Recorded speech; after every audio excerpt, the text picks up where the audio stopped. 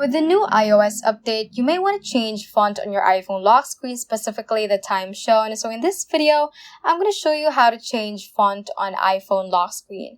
So once you have unlocked your phone from your lock screen by inputting your password or through Face ID or whatsoever, you can just simply press and hold on your current wallpaper on your lock screen, and this kind of interface should appear. And you can just scroll through your wallpapers or lock screens that you have set before. And for example, I want to change the font in this specific lock screen. So what you can do is to click on this customize option right here and simply click on the time that is shown from your lock screen. That, and immediately the font and color options will appear. So you have many different font options right here. You have 8 variations, so you can just simply click on the one that you like.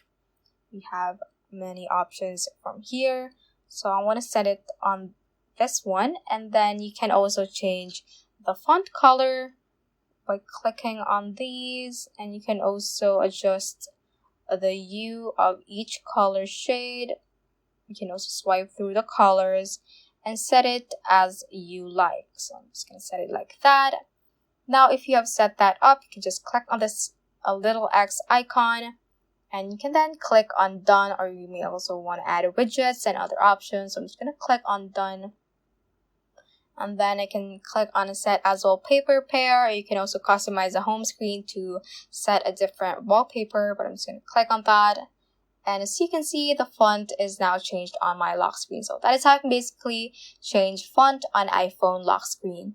So that ends this tutorial. I hope this video helped you out. If it did, don't forget to like the video and subscribe to the channel. Feel free to comment any questions you may have as well. So that is all for today, and have a great day.